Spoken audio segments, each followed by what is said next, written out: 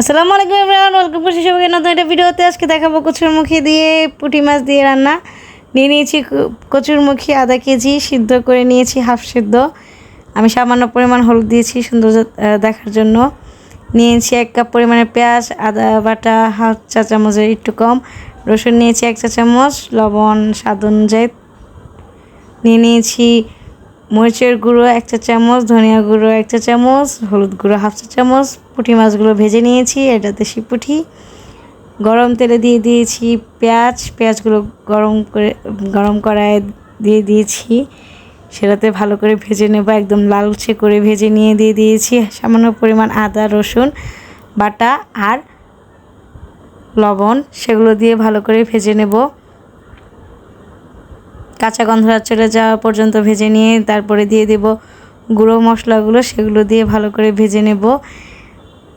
মশলাটা যেন পুড়ে না যায় সেদিকে খেয়াল রেখে আমরা পানি দিয়ে দিব। পানি দিয়ে আমরা মশলাটাকে ভালো করে ভুনে নেব। পানি দিয়ে দিয়েছি আমি সামান্য পরিমাণের, ভালো করে ভুনে নেব, কাঁচা গন্ধটা চলে যাওয়া পর্যন্ত ভুনে নেব।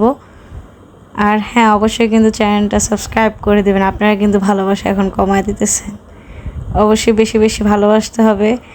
আর like comment share and subscribe করতেই হবে, যেহেতু আমি নতুন। আপনাদের আমার পাশে থাকতে হবে, আমাকে সাপোর্ট করতে হবে। তো মশলাটা ভুনা হয়ে গিয়েছে, এখন দিয়ে দেবো কচুরমুখী দিয়ে ভালো করে ভুনে নেব। আপনাদের মধ্যে অনেকেই আছে যারা ভিডিও দেখে ইউটিউবে আর কমেন্ট করে বাড়িতে এসে, তাদেরকে বলে দেব অবশ্যই কিন্তু কমেন্টটা আমার কমেন্ট বক্সে করে যাবেন। সেটা হোক ভালো খোঁচা দেওয়া বা খুব সুন্দর, অবশ্যই কমেন্টটা কমেন্ট বক্সেই করবেন। ভিডিওর কমেন্ট এসে বাড়িতে করবেন না, দয়া করে বলে দিচ্ছি। যাই হোক, ভিডিওটা দেখতে দেখতে অবশ্যই আপনারা চ্যানেলটা সাবস্ক্রাইব করে দেবেন কিন্তু। আর দেখতেই পাচ্ছেন আমরা কচুরমুখীটা ভালো করে ভুনে নিয়েছি, এখন ভালো করে নেড়ে নেব।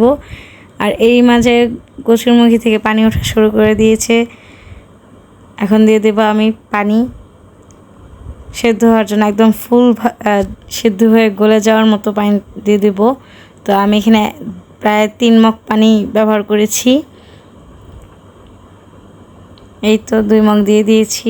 আর আপনারা যেরকম ঝোল পছন্দ করেন কচুরমুখীতে দিয়ে নেবেন, বাট আমাদের এখানে একটু ঝোল ঝোল পছন্দ করে, আর কচুরমুখীটা ভেঙে গেলে বেশি পছন্দ করে, তাই আমি একটু বেশি পরিমাণের পানি দিয়েছি। এখন জাস্ট সিদ্ধ হওয়ার পালা, পানিটা শুকিয়ে কমে আসলে নামিয়ে নেব। তো আমি ঢাকা দিয়ে দিচ্ছি, ঢাকা দিয়ে প্রায় 30 মিনিটের মতো রান্না করব। আর সহজভাবে যদি বলি তাহলে বলবো যে একদম ভেঙে যাওয়া পর্যন্ত অপেক্ষা করবেন,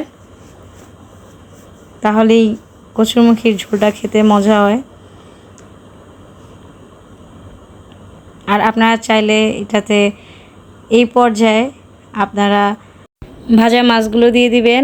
আর অবশ্যই যারা টক পছন্দ করেন, কামরাঙ্গা বা জলপাই বা ধরেন যে শুকনো বড়ই বা শুকনো মানে টক জাতীয় যেই ফলগুলো আছে যেটা তরকারি দিয়ে খাওয়া যায়, সেগুলো আপনারা এটাতে দিয়ে দিতে পারেন, খেতে ভালো লাগবে। আমি এখন আবারও ঢাকা দিয়ে দিচ্ছি সুন্দর করে হয়ে যাওয়ার জন্য। এই তো আমার রান্না হয়ে গিয়েছে, দেখতেই পাচ্ছেন অনেক সুন্দর রান্না হয়েছে।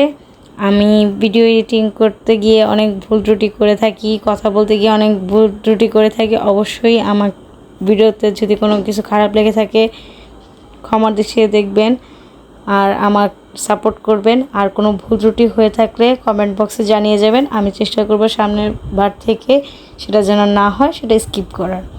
সবাইকে অসংখ্য অসংখ্য ধন্যবাদ আমার ভিডিওটি দেখার জন্য। ভালো থাকবেন, সুস্থ থাকবেন, আল্লাহ হাফিজ।